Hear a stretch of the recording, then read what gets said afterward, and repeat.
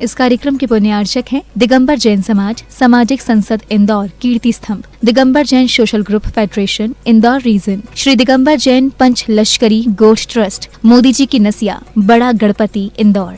प्राचीन श्री अग्रवाल दिगंबर जैन पंचायत रजिस्टर्ड धर्मपुरा दिल्ली, महामंत्री श्री विजेंद्र जैन, कोषाध्यक्ष श्री शेखर जैन, प्रधान श्री चक्रेश जैन, सचिव श्री नीरज जैन, मंदिर मैनेजर श्री पुनीत जैन।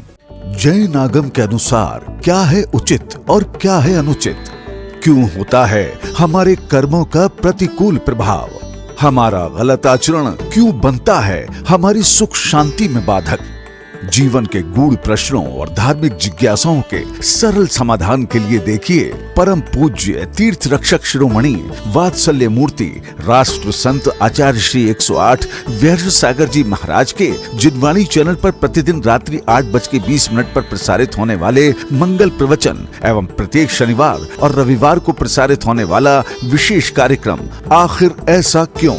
यदि आपके भी मन में कोई प्रश्न है, किसी भी प्रकार की जिज्ञासा है, तो आप भी कार्यक्रम के दौरान टीवी स्क्रीन पर फ्लैश होने वाले हमारे नंबर 9818663765 पर हमें व्हाट्सएप करें या अपनी जिज्ञासा एवं प्रश्न को हमारे पास टाइप करके भेजें। पूज्य आचार्य श्री जी द्वारा आपका मार्गदर्शन अवश्य किया जाएगा।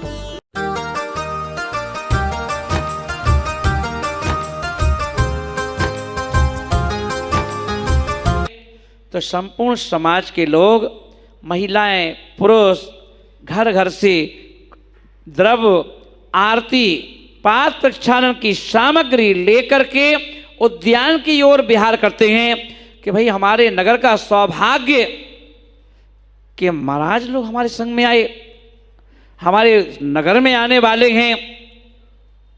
तो सारे लोग जा रहे थे। राजा अपने महल की छत पर खड़ा हुआ था। उसने देखा कि सुबह सुबह ही महिलाएं हाथ में थालियां लेकर के कहाँ जा रही हैं। तो उन्होंने क्या देखा, बहुत भीड़ थी, बच्चे भी जा रहे हैं, महिलाएं भी जा रहे हैं, पुरुष भी जा रहे हैं। तो उन्होंने क्या किया, अपने मंत्री से पूछा, इसको तो ये साफ कर देना बता दो। मंत्री से पूछा कि ये भीड़ कौन है, ये भीड़ कहाँ जा रही है, इनके हाथों में थालियां हैं, इसमें क्या है। तो मंत्री ने बताया, अरे वो जैन है ना, जैनों के संत आए हैं और उनके पीछे उनके दर्शन करने ये समाज जा रही है। इनके जो संत हैं, इनमें संतों में 3 कैटेगरी हैं, कोई आचार्य है, कोई उपाध्याय है, कोई साधु हैं। और ये 3 इनको ही ये भगवान मानते हैं, क्योंकि इनका रूप और भगवान का रूप दोनों का एक सा है। इसलिए ये भगवान मान करके दुनिया कहती है राम नहीं है, दुनिया कहती है कृष्ण नहीं है, दुनिया कहती है हनुमान नहीं है, पर जैन समाज कहती है हम बड़े सौभाग्यशाली हैं, जो रूप परमात्मा का था वही रूप हमारे गुरुवर का है। दुनिया कहती है कि हमें परमात्मा का अभाव है, हमें राम की मूर्ति को पूजना पड़ता है, हमें हनुमान की मूर्ति को पूजना पड़ता है, हमें श्री कृष्ण की मूर्ति को पूजना पड़ता है। पर हम बड़े परम सौभाग्यशाली हैं कि हमारे नगर में जब कोई आचार्य आ जाते हैं, कोई उपाध्याय आते हैं, कोई साधु आते हैं, तो हमें उनसे वही उपदेश मिलता है जो उपदेश कभी आदिनाथ ने दिया था। हमें वही उपदेश मिलता है जो पारसनाथ ने दिया था, हमें वही उपदेश मिलता है जो महावीर ने दिया था। इसलिए हम लोग जैन समाज के लोग कभी नहीं कहते हैं कि परमात्मा का अभाव हुआ है। वो कहते हैं जब भी कोई संत नगर में प्रवेश करता है तो सारे लोग एक सुर में कहते हैं कि साक्षात भगवान जी का आगमन होने वाला है। राजा होता है। राजा बोला मैं भी दर्शन को जाऊंगा। मैं भी कहाँ जाऊंगा? दर्शन के लिए जाऊंगा। और दर्शन के लिए जाऊंगा कि राजा तो राजा होता है। देखिए, निरतत्व क्षमता जिसके अंदर होती है, आज के समय में अपन देखें किसी को भी अपन कोई चीज़, आज कोई भी प्रधानमंत्री बन सकता है, कोई भी राष्ट्रपति बन सकता है, कोई भी, है ना, अपन योग्यता नहीं देखते। राजा टीम को लेके पहुंचा तो राजा ने कहा कि मैं जाऊंगा गुरु के दर्शन करने के लिए, पर वो जो मंत्री थे ना वो थोड़ी सी जैन दर्शन के साथ कहते हैं, देखिए जहाँ जहाँ गुण होते हैं वहाँ वहाँ परेशानी भी बढ़ती है। रावण सीता को क्यों ले गया? अरे जी, सीता को रावण क्यों ले गया?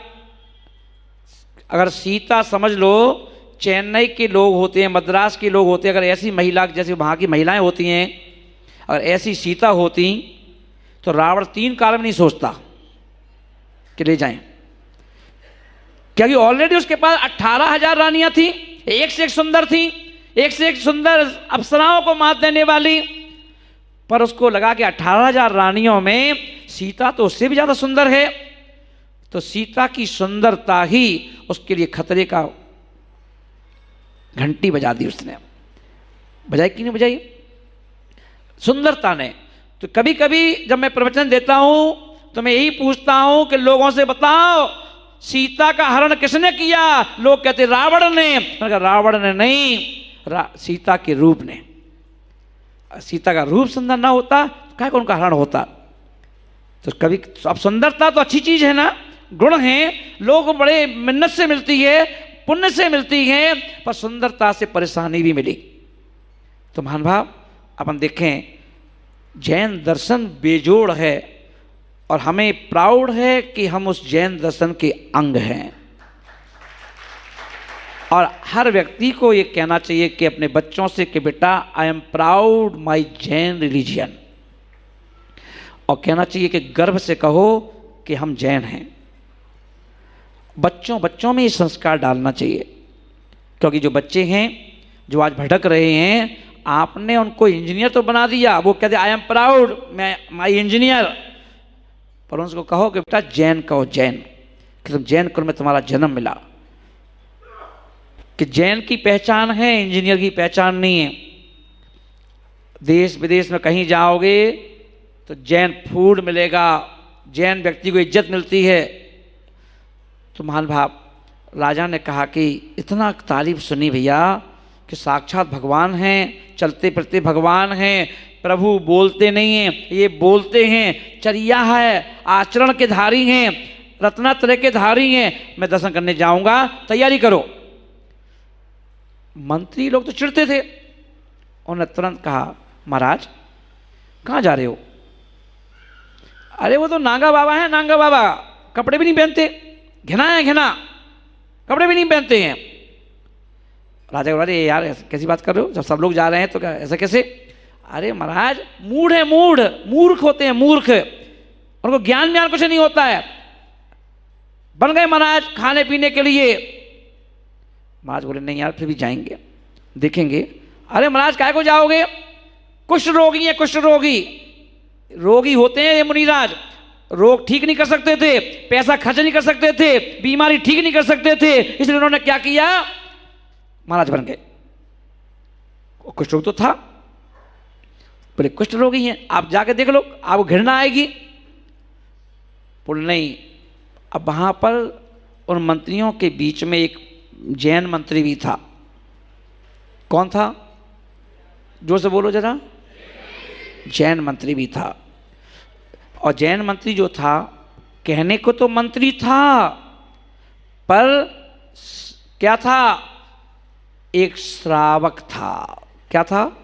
श्रावक। और श्रावक था तो एक नियम है कि जो श्रावक होता है वो कभी अपने धर्म की बुराई नहीं सुनता। सबसे बड़ा नियम है कि श्रावक कभी भी जैन मुनि हो, आचार्य हो, उपाध्याय हो, साधु हो, धर्म हो, इनकी बुराई नहीं सुनता है। वो सब कुछ सुन सकता हो ना, तुम मेरी बुराई कर दो, सामने वाले की बुराई कर दो, उनकी आलोचना कर दो, इनकी निंदा कर दो, मैं सब सुन सकता हूं, पर मुनियों के बारे में, गुरुओं के बारे में नो कमेंट्स।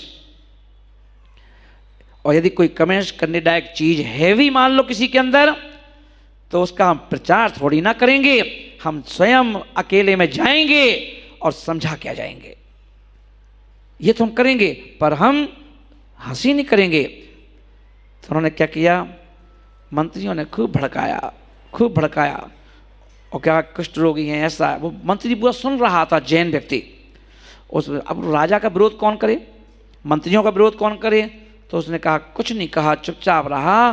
पर उसने महाराज से कहा, महाराज ऐसा ये भैया बोल रहे हैं, ऐसा बिल्कुल नहीं है, हमारे महाराज तो चमकते हैं, क्षत्रिय राजा हैं, वो महाराज बनते हैं, आप इनकी बातों में मत आना। राजा बोला, कल जाएंगे देखेंगे, देखते हैं।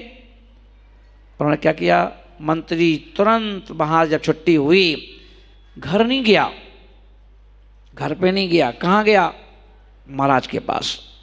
और महाराज के पास जाकर के हाथ जोड़ के नमोस्तु बोले, और नमोस्तु बोल के क्या बोले, हे मुनिराज, आज धर्म पर विपदा आने वाली है, पूरा जैन धर्म और पूरे संतों पर उंगली उठने वाली है। कल राजा आएगा आपके दर्शन करने, और आपको ये असाता वेदनी के कारण से कर्म का योग हुआ कि कुष्ठ रोग है, ये तो हम समझते हैं, पर ये अजैन लोग नहीं समझते। पर आगम में ये भी कहा है कि सारे मंत्र तंत्र और यंत्र का ज्ञान हर गुरु को होना चाहिए। बोले क्यों होना चाहिए, बोले कि तुम दुकान मत खोलना, गंडा मत बेचना, ताबीज मत बेचना, दुकान मत चलाना, पर तुम्हारे पास सारे बाण तुम्हारे तर्कस में होना चाहिए कि अगर कभी देव शास्त्र गुरु पर यदि कभी कोई आपदा विपदा आ जाए तो तुम पीछे मत हटना, अपने मंत्र तंत्र का उपयोग कर देना। तो उन्होंने जाके निवेदन किया कि हमें मालूम है कि आप अपने कुष्ठ रोग का इलाज करना नहीं चाहते, आप अपने कुष्ठ रोग का इलाज कर सकते हो। मुनि महाराज का जो थूक होता है, थूक, अगर मुनि महाराज अपने थूक को कुष्ठ रोगी पर डाल दें, थूक दें, कुष्ठ रोग ठीक हो जाए। सोचो, थूक को तो गंदा कहेंगे ना, थूक, मलमूत्र, यदि मुनिराज अगर कहीं लघुशंका करके आए और भयानक से भयानक रोगी, असाध्य रोग, और कुष्ठ के मूत्र को भी उठा के लगा ले तो उसका कुष्ठ रोग ठीक हो जाए, है ना। महानुभाव, मैंने दिल्ली में जब जब कोई बड़े नेता, बड़े बड़े डॉक्टर्स, एक बड़ा डॉक्टर, विदेशी डॉक्टर, इंडिया के थे, विदेश में उनकी जॉब थी, शादी हुई, बीवी को पैरासाइट अटैक पड़ गया और मुंह जो सीधे सामने होता है वो मुंह टेढ़ा हो गया, यहां आ गया मुंह। विदेशी डॉक्टर था, सारे डॉक्टरों की मीटिंग हुई और सारे डॉक्टरों ने मना कर दिया, इसकी सर्जरी होगी भैया, कुछ नहीं हो सकता। डॉक्टर था, किसी ने बताया कि बेहर सागर माँ के पास जाओ, बता दे किसी ने, आ गए मेरे पास बीवी को लेके, महाराज सुना है कि आपके पास बहुत शक्तियां हैं, आप चाहें तो इसको ठीक कर सकते हैं, क्योंकि डॉक्टर ने कहा है सर्जरी ही होगी। और विदेशी डॉक्टरों के साथ मीटिंग हुई है, सब ने मना कर दिया। मैं भी विदेश में ही डॉक्टर ही हूँ। मेरा अच्छा, मेरे तुरंत अंदर से घंटी बजी, बेहर सागर जी ये अजैन है, डॉक्टर है, अनेकों डॉक्टरों के साथ बैठते हैं, डिबेट करते हैं, इनको जरूर धर्म की शक्ति दिखाओ। मैंने कहा चिंता मत करो, ठीक हो जाएगी। हो जाएगी महाराज? हाँ हो जाएगी। मैंने कहा एक काम करना पड़ेगा, जो मैं कहूँगा वो करना पड़ेगा। बोले हाँ महाराज आदेश करो आप। तो मैंने कहा सुबह 4 बजे आना पड़ेगा, 4 बजे इसको लेकर के। बोले ठीक है महाराज आ जाएंगे। मैंने कहा 3 दिन में ठीक करूँगा। 3 दिन में, महानुभाव 3 दिन में उसका मुँह ठीक हो गया।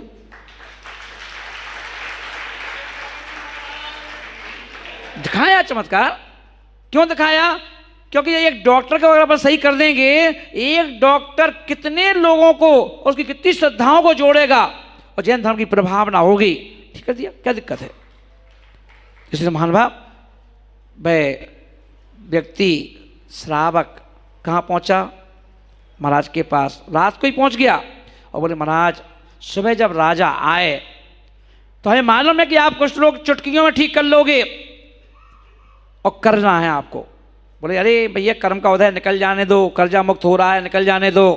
बोले नहीं महाराज, धर्म की आन मान शान की बात है, धर्म की आन मान शान की बात है। जब सिख लोग जो सरदार होते हैं, जो अभी अपने देख रहे थे आए थे, नगर अध्यक्ष बन गए कि नहीं बने? जैन नहीं बना, बना कोई जैन? बना? अरे था सांसद, बहुत 35 सांसद थे पहले, मुख्यमंत्री भी था, एक आध की क्यों मत करें। तो कहने का मतलब है देखिए वो बने कि नहीं बने ना।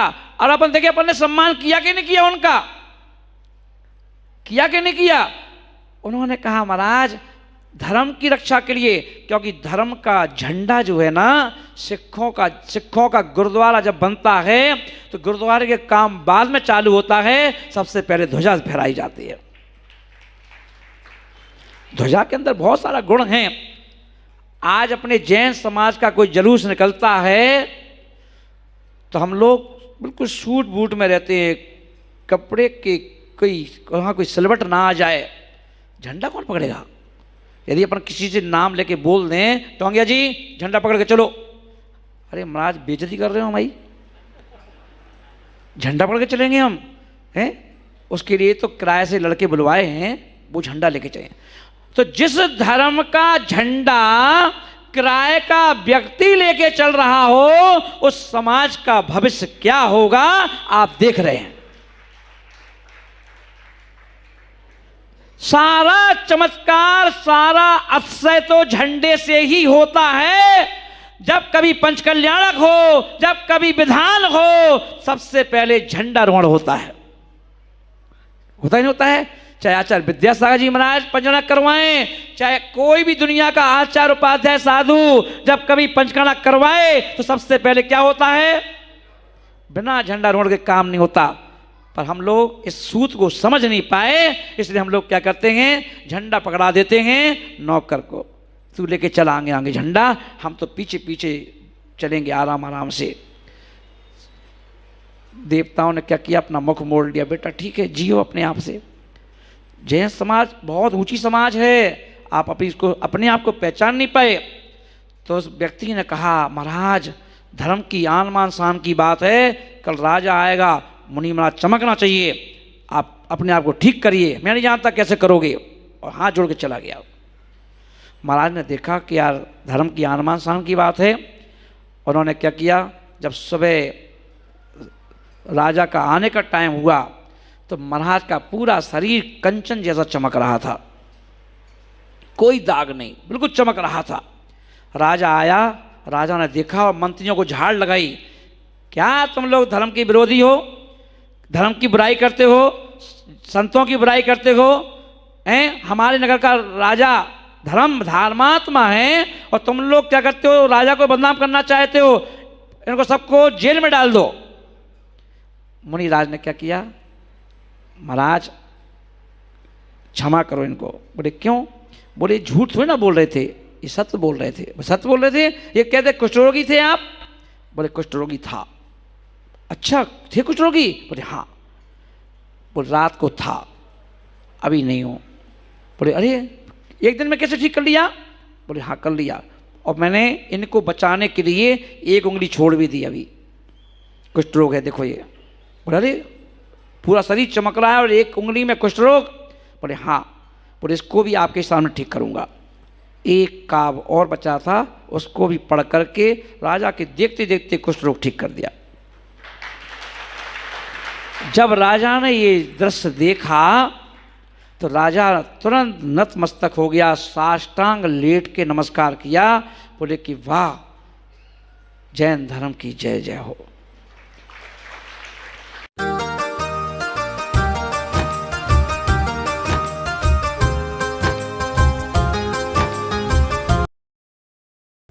इस कार्यक्रम के पुण्यार्चक थे दिगंबर जैन समाज, सामाजिक संसद Indore, Kirti Stambh, Digambar Jain social group federation Indore region, Shri Digambar Jain Panch Lashkari Goth trust, Modi ji की नसिया, बड़ा गणपति इंदौर।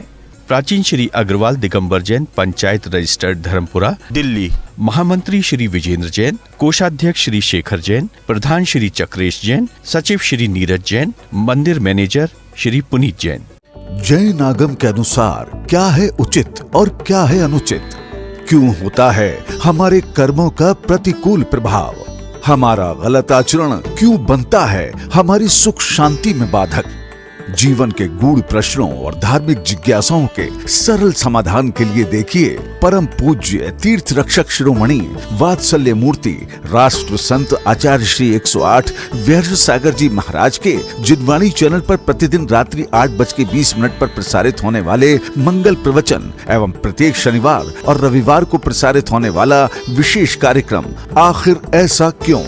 यदि आपके भी मन में कोई प्रश्न है, किसी भी प्रकार की जिज्ञासा है, तो आप भी कार्यक्रम के दौरान टीवी स्क्रीन पर फ्लैश होने वाले हमारे नंबर 9818663765 पर हमें व्हाट्सएप करें या अपनी जिज्ञासा एवं प्रश्न को हमारे पास टाइप करके भेजें। पूज्य आचार्य श्री जी द्वारा आपका मार्गदर्शन अवश्य किया जाएगा।